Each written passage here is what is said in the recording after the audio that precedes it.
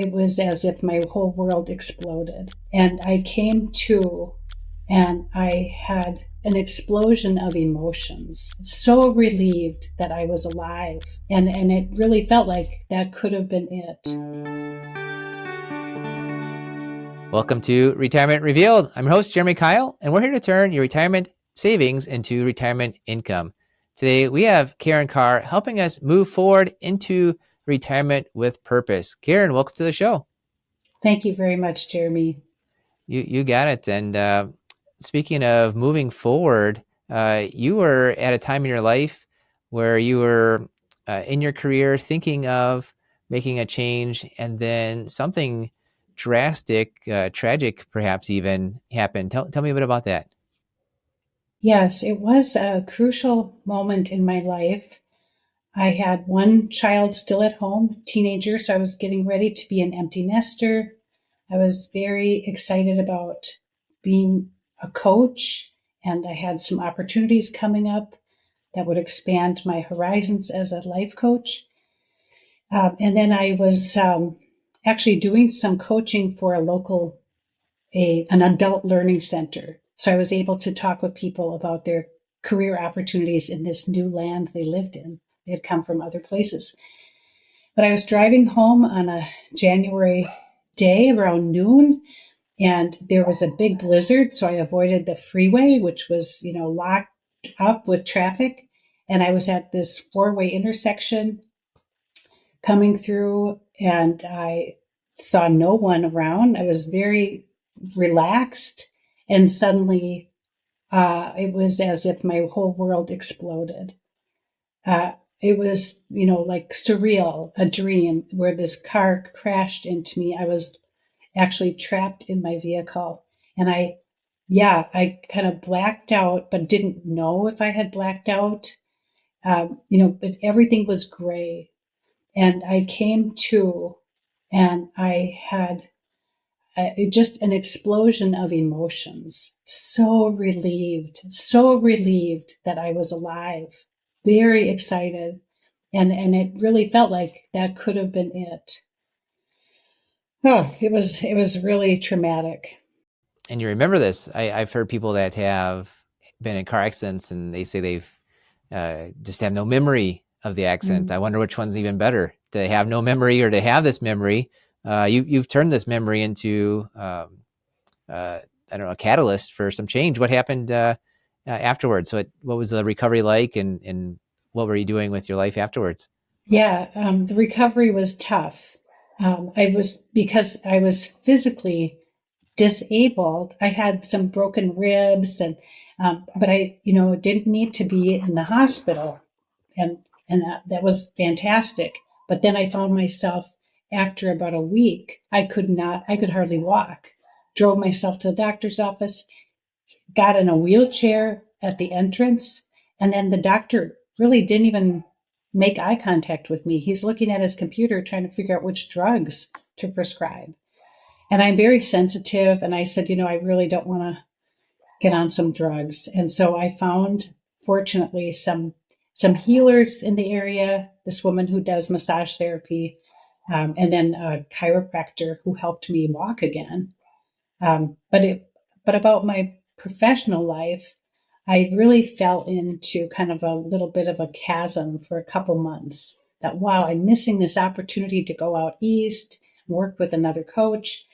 But I really had to just kind of wrap my head around the appreciation for being alive, and what was it about being a coach that really uh, gave me energy, and then how I could help people with their lives. And so some things came together where I heard a speaker talk about the most vulnerable years of our lives, the year after we're born and the year after we retire.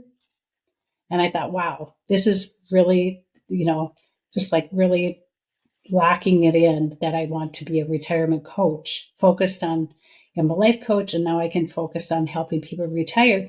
And then thinking back to my very first clients, I realized, oh, this one woman wanted help to retire 3 years out from her teaching career. She was a third grade teacher.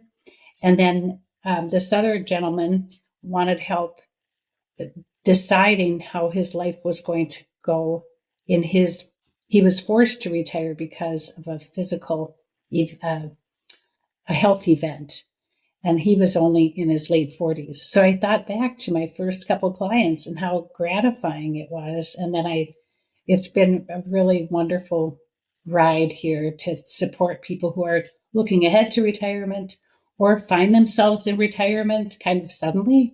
And then also people who maybe have been retired for a year or two and don't feel like they have the plan they want to put into motion. Yeah, I love working with people getting ready for retirement because I've found that there's all these one-time financial decisions, right? You fill out a piece of paper, you talk to HR, you talk to the government, and say, "Well, this is what I want." And next thing you know, you cannot change it for the rest of your life. There's these big decisions that might make or lose you 100 grand or more, real easy, and it's not Mm-hmm. like you've been prepared for it. And that's on the financial side. You're highlighting. And I thought of this. It's almost I thought of the financial danger. Better get this piece of paperwork correct. Otherwise, you're messing up your financial future. But when I read the article you wrote about the chapter in the book I was reading, how the first year of your life and your first year retirement are statistically the most dangerous and most dangerous in terms of mortality. Like the most, there's a spike, right? There's kind of I've read some books. It's interesting. There's some math behind Mm-hmm.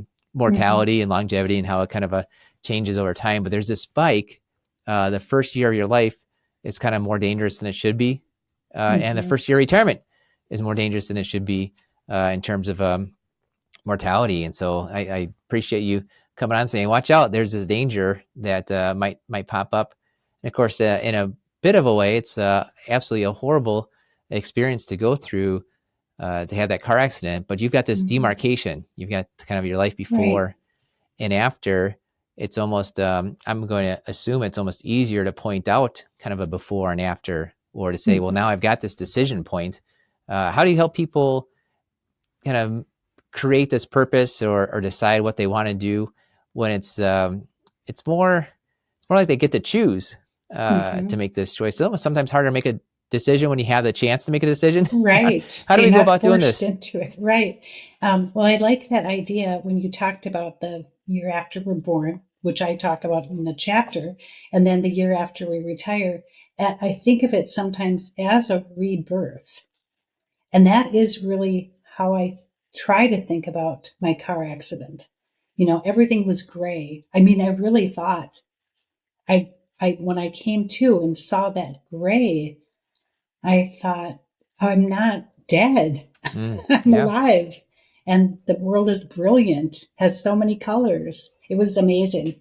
Hmm. Um, it was also kind of shocking. Yeah. But what I know that has helped with people who come to me before they retire, and I don't actually use this word often, but sometimes we can think of it as a rebirth. Hmm. And one of my clients who did work with me for like the entire year before they retired, and we even did a wonderful exercise in there because she agreed that it would work for her. Um, and she wrote a very creative birth announcement for herself. Hmm. And not everybody wants to do that, but it's really gets to who we want to be going forward. People are really creating their new identities, even though they're still the same person. Now Hmm. they get to choose, like you said, now they get to choose, what it is about life that they want to spend their time giving to. And so there are some solid exercises and tools that I want to use with people. And that includes like the life wheel, looking at different areas of people's lives, how satisfied are they in these different areas. Um, I think I really highlight health and relationships and those kinds of things, but also think helping people think about where they want to live next. Some people want to move, some people want to downsize, some people want to stay where they are, and Hmm. all the reasons surrounding that. It's very customized to the individual. Yeah, it's interesting where I haven't heard that term before. Like retirement is a rebirth. You gave me another term that I was reading through. about retirement. You mentioned the Spanish word for retirement, and my daughters, and I've been practicing this word. We'll see how I do. The la jubilación. Maybe I got that. Jubilacion, jubilacion, muy Jubilación. bien. Okay, I've got like some Very German good. French trying to make the all right, made the acion, but yeah, right. La jubilación. All right, you go for it. Tell me about it. Jubilacion.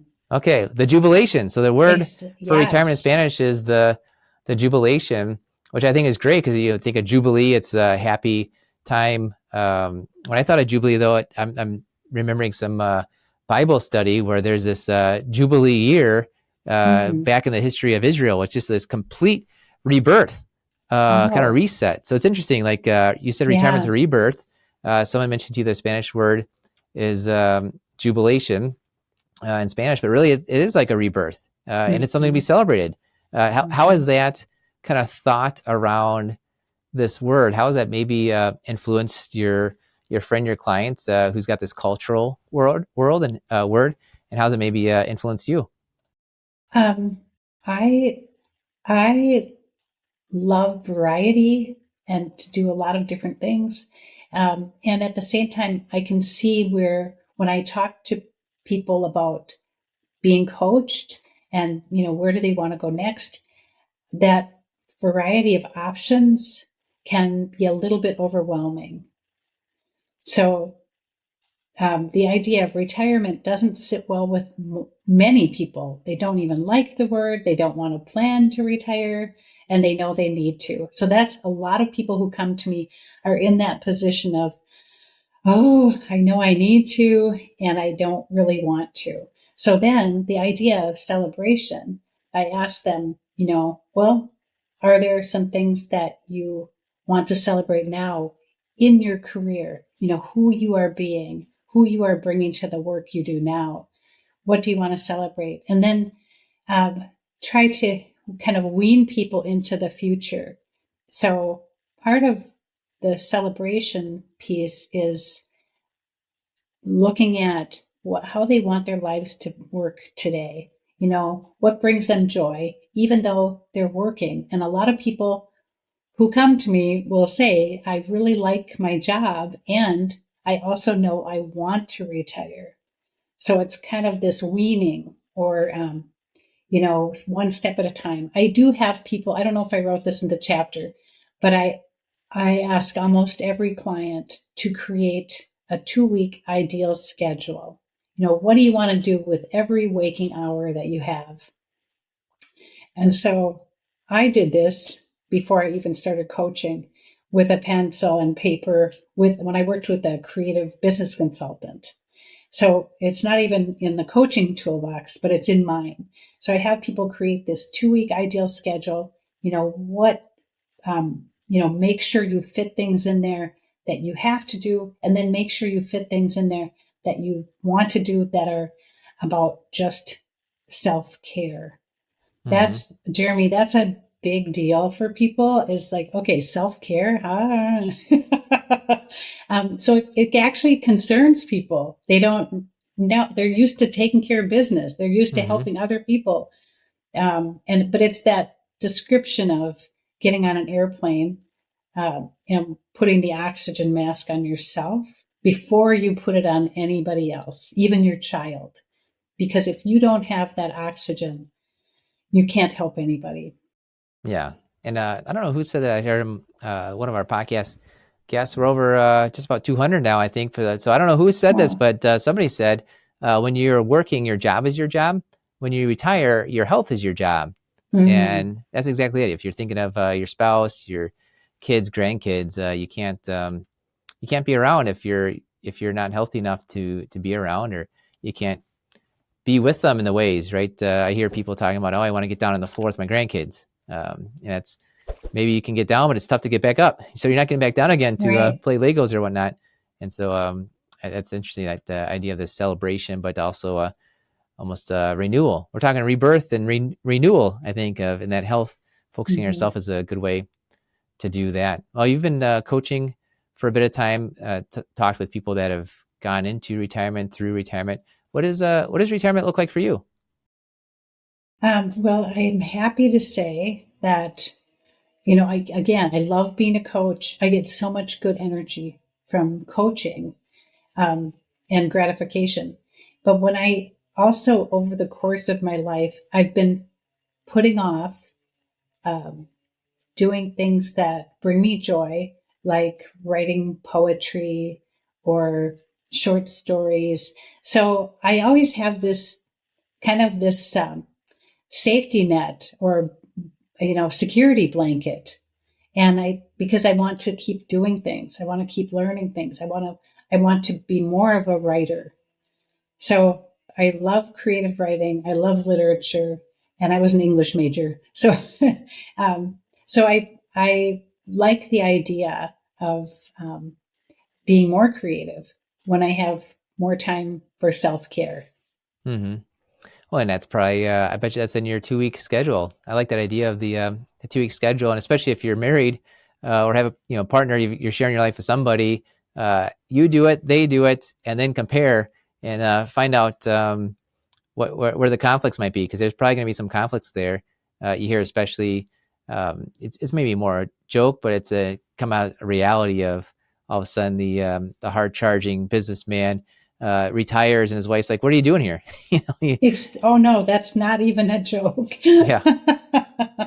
That's so true. And I do ask people to do it and ask their partner to do it. I often ask people when they do the values clarification exercise, I ask them to share it with their partner and have them do it on their own and then compare. It's like, okay, yeah, Hmm. nature, being outside is important to you, but that's not important to your partner. So how do you kind of make sure that's part of your ideal schedule? Yeah, right on. Yeah, the values is too important, and you want to make sure those match up. And a lot of times those are matching up, but like, how do you get there? Might be a different story. So you think of like, oh, my family is important to me, and I'm thinking of just me and my wife right now. We're who knows how many years away from retirement, but it seems like right now family is important to both of us, which means she probably wants to watch the grandkids, and I probably want to take them to the baseball game. Like, she wants to drive them to school and sports, and I want to avoid that, but take them do something different, and that could be helpful together. Yeah, Might but it might create a right, conflict if we don't figure this out. Hopefully, we got 20 years or so to figure it out. But right, we'll, right. yep, excellent. Well, what else should I have asked you that maybe I have not? Oh my gosh, you've asked me some good questions. I often ask the interviewer questions about themselves. So I love that you're thinking about, your life in retirement. And actually, before I focused on retirement, I did ask clients who were just dealing with different things to do the ideal schedule for themselves. Yeah, yep. And when I did it, I was a single parent. Mm. And there was like a half an hour on Wednesday night when I took a bath with the bathroom door locked. It was like 30 minutes of my whole Mm-hmm. week.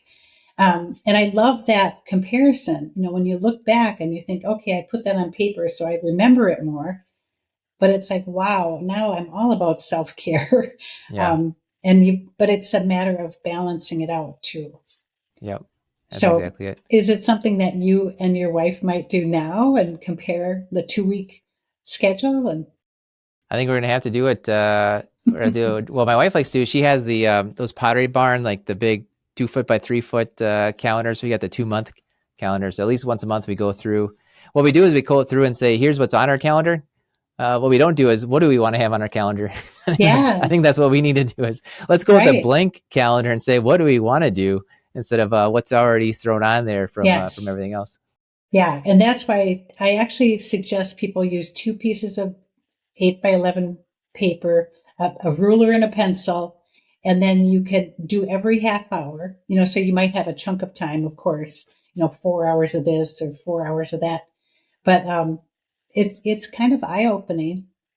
And then, yeah, look at what you want to put in there, and it'll, the word manifest, down the road, you're going to squeeze those things in there, and it's going to be more of an ideal. Yep. And maybe try it out instead of taking the next 1 week vacation to the beach or the mountains. Do that 1 week vacation at home, living retirement the way you think you're going to live retirement, and realize, is this actually what I want to be doing? I think that's where a lot of the danger comes in from retirement. Of, you've got these expectations, and then you hit retirement and they don't pan out the way you thought, or maybe they do pan out the way you thought, and you think, well, this isn't as fun as as I was expecting it Exactly. Or, to be. I'd okay, rather now do I've something else. done that. Yeah, now what? Yeah. Yep. Yeah. Yeah. Excellent. Good. Well, I've got one more question for you, Karen. Before that, what's the best way to reach out to you? Probably my email, Karen at revitalizecoaching.com. There's no D after the word revitalize. It's all one word, revitalize coaching. Or send me a text, 651-426-5123. Perfect. All right. We'll put that in the show notes for everyone, and then also links to your website, to your LinkedIn, Thank so you. that everyone can get in touch with you. Great. Well, final question for you, Karen. Tell us something about yourself that few people know about. And remember, this podcast is rated clean. Oh my goodness. Oh, well, um, I don't know if few people know it, but I am a dog lover. And my dog I have now, Coco, it likes to bark at everything. So that's kind of tough. But I'm also a grandparent. I have 5 beautiful grandchildren. So Oh, I'm that's awesome. really, really thrilled to say that. I did take a trip with the eldest in this summer. She studied in Spain. I got to go travel with her, and that everybody knows about that because Mm-hmm. it was so much fun. And she's fluent in Spanish, and I Oh, was that's so helpful. proud of her. Yeah, Yeah. so that's great. Excellent. That sounds like a lot of fun. I like that you're taking the time to do that. I see your smile. If you're listening, you can see how much Karen is beaming right now thinking about that. Awesome. Well, thanks for coming on, sharing your wisdom about creating a purposeful retirement, and especially this creating your ideal schedule ahead of time, where I think people think about it, but actually putting it down, time blocking out 30-minute time blocks of here's what it's going to look like, and try it out before you actually retire. Yeah, it's like an experiment. Yeah, absolutely. Great. Well, thanks for coming on the show, Karen, and thank you for listening to the Retirement Reveal podcast. We believe that if you know more about your money, you'll feel better about your money and make better money decisions. Hi, I'm Jeremy Keil, owner of Keil Financial Partners. And if you're interested in seeing how we help our clients get more income, pay less in taxes, and avoid big retirement mistakes, make sure to go to keilfp.com. That's KEILFP.com.